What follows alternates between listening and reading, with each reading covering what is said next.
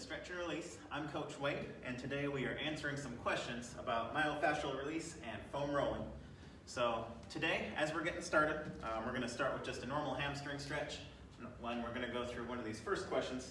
The first question, with that hamstring stretch, feet together, and then reaching your hands down. Give it a little bit of time here.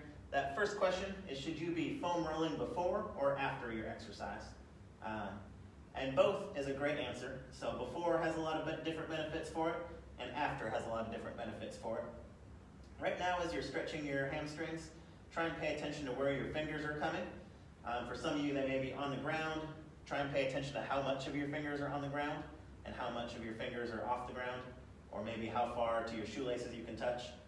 But pay attention to that. Stretch that for about 5 more seconds, and rest. So, as we talk about before or after, before exercise, you have a few different benefits. We're going to start foam rolling our hamstrings here. Just keep remembering where your fingers were touching on the floor or on your shoes, and we're going to roll our hamstrings, getting right behind the knee there, kind of right above, right behind the thigh. We're just going to roll that out for about 30 to 45 seconds, and then we'll switch sides. But one of those benefits for rolling before exercise is that it primes your body for movement. It gets the blood flowing all through your muscles, and it can help make your exercise, it's a great warm-up for your exercise, but it also helps your exercise hit a more full range of motion. So, a good test for that is that hamstring stretch we started with, paying attention to how low your fingers got. And right now, as we're rolling through that hamstring, I'm choosing to roll with a softball here. You can roll with a foam roller with a lacrosse ball. And we're spending about 45 seconds rolling and then switching sides. And you should find that after you're done rolling here, your hamstrings are much more flexible. It should be noticeably different how much lower your fingers get. If you find any spots in your hamstrings, feel free to just hang out there, try and release that tension, trying to release those adhesions, that knot you might feel. You can just keep that tension there. Otherwise, just rolling back and forth, trying to keep that constant pressure there. But after rolling your hamstrings, you should notice a pretty substantial difference in how far you're able to stretch, which is a good sign that you're increasing your range of motion from this foam rolling. And then as you increase that flexibility and that range of motion for your workout, you'll find that you can squat lower, you can bench press deeper, you'll have more strength and stability through the whole range of motion. It's going to help make you stronger, better. It's going to help you keep that strength through all that new range of motion. So, after you finished rolling that leg, we're going to reach your fingers down, trying to come in that exact same stance. Remember exactly how you were standing. Bring those fingers down, and you should feel that you're able to get substantially lower. For most people, you'll notice a 2 to 4 inch difference. Depending on how much time you spent foam rolling there, it might not be quite as much. We kind of cruise through that fairly quick. But if you wanted to spend 2 minutes on each hamstring, you'd notice you could get even lower in there. So that's one of the benefits for doing foam rolling before your exercise. You get that blood flowing to the area, and you really increase that range of motion. For afterwards, we are actually going to roll a little bit through our lats as we talk about this. We're trying to move and talk and listen all at the same time. So right now on the lats, reaching your arm up, and you're going to be going from that armpit down to kind of mid-torso. And a lot of times, if you find a tender spot, you can stop in that area. On my lats, I can always find a tender spot there. But one of the benefits for doing this after your exercise is it helps muscle recovery. So today, in my workout, I did some back, some chest. So doing this right after that workout is going to help me recover a little bit faster.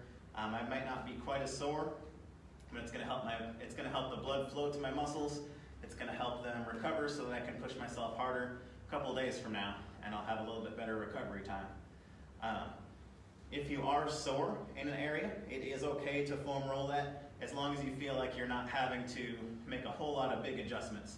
If I'm so sore in my lats that I can't lift my arm over my head, that's probably a sign I'm not quite ready to do anything that intense with it. You don't want to have to compensate as you're foam rolling, but I think it's very rare that you should be so sore that you can't get full range of motion through your muscles. So after you've rolled that side of the lat, go ahead and switch to the other.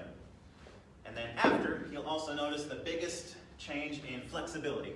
So anytime you're foam rolling after your workout, usually you'll combine it with a few stretches as well. that's when you'll notice big flexibility increases. You'll notice a little bit on the before of the workout. You'll notice your range of motion increase, but you'll get the most flexibility gains doing this after a workout. So whenever you happen to be foam rolling, either one is great. It just depends on what you're looking to do, and if you have time for both, that's even better. So we'll spend about 20 more seconds on the lat here. If you find any of those spots, feel free to just hang out there. You can always maneuver your hand around as you're trying to massage that area out. Our next question is rolling the IT band. So a lot of people, especially runners, people who squat a lot and lift a lot, can have tension and pain through their IT band, that muscle that goes through the side here. And you'll see one of the most common things that people want to do there is massage it, foam roll it, use a lacrosse ball, sometimes a softball. There's a lot of studies that go back and forth on is the IT band safe to roll. Some of the studies say it's not safe to roll, some of them say that it is, but in general, the general consensus is don't do it. The benefits definitely don't outweigh the risks. So if your IT band is sore, what that typically means is that your glutes aren't doing enough of the work during the exercise. So if you're squatting, if you're doing some other exercise, your IT band can tend to take over some of that tension that your glutes should be taking on. So if your IT band is sore, that's usually a good sign that you need to start working on a different area a little bit. So for IT band soreness, we're going to focus on rolling out the glutes and the quads. So you can do the glutes with a foam roller here. I'm going to choose to do them with this ball here. And we'll just get half on one side, kind of rolling through the glutes there. And then we'll do half on the other side, about 45 seconds of each. And then trying to release some of that tension and get these muscles active through the glutes is going to help IT band pain.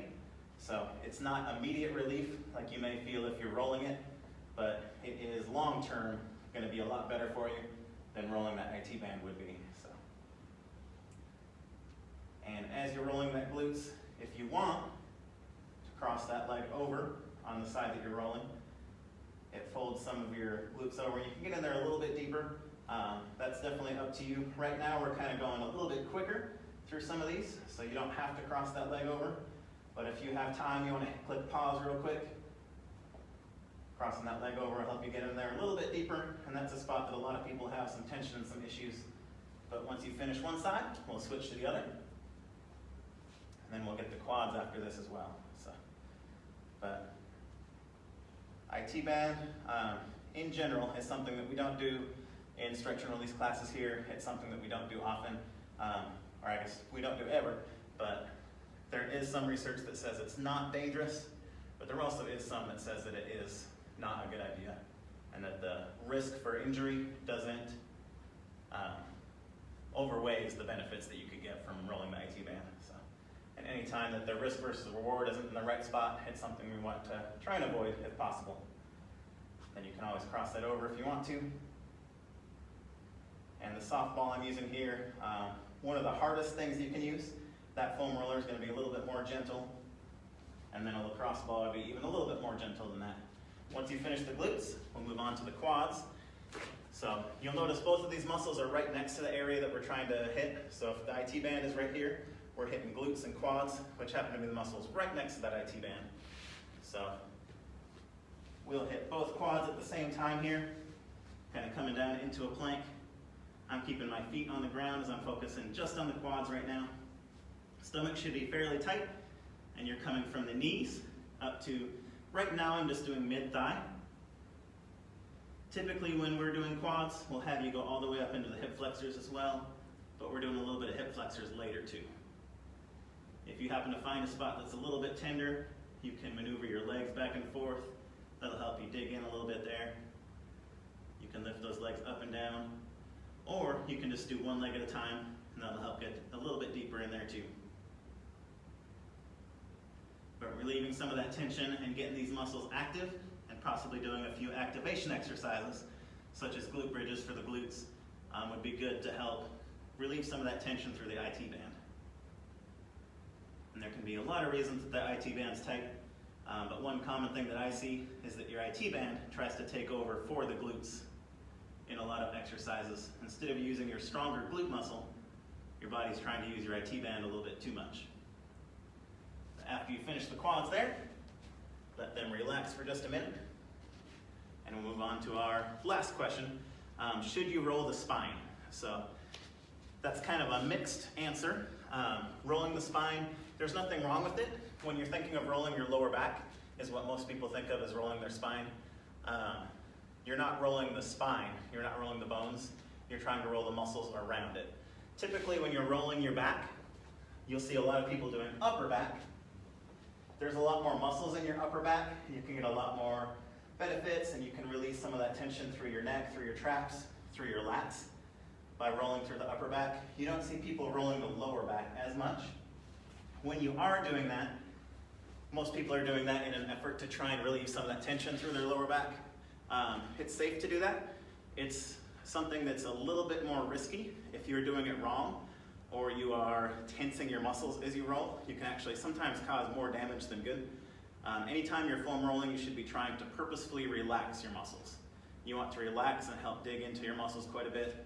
When you're rolling that back, sometimes it can cause your muscles to contract even harder, which if you're rolling your back, is probably because you have pain there. And that contracting even harder can start to cause that pain to get more intense. So a lot of times you're causing more pain for yourself by trying to do something that will help. But there is nothing wrong with rolling the back as long as you're a healthy individual. But an opposite way to help that, that's a little bit less risky, doesn't have that issue of causing your lower back to contract afterwards quite as much, is rolling your hip flexors. So most lower back and hip flexors, if your lower back is tight, injured, your hip flexors a lot of times are very tight as well. So rolling your hip flexors, we're going to go from mid-thigh all the way up to your torso here. And I'm just going to set them off to one side. As I'm rolling my hip flexors, I'm trying to keep that leg straight, keeping my hip flexors in kind of a stretched position, but I'm also trying to relax. So my stomach is tight, but my hip flexors aren't locked in tight. I'm trying to dig in there pretty deep. You can do this with a foam roller. You can do this with a ball. With a ball, you'll be able to dig in there a little bit deeper and a little bit more precise. So on the foam roller, I felt a spot in my hip flexors that was kind of hard to get to. If you're using a ball, you can dig in there just a little bit deeper. So play around with that, see which one you like a little bit better. But relieving that tension in your hip flexors can also help relieve that tension in your back. So for most people, I would suggest this if your back is a little bit sore and tight, over lower back rolling. But you definitely can do both. You just want to make sure you're doing that lower back correctly and not causing more pain there than you want.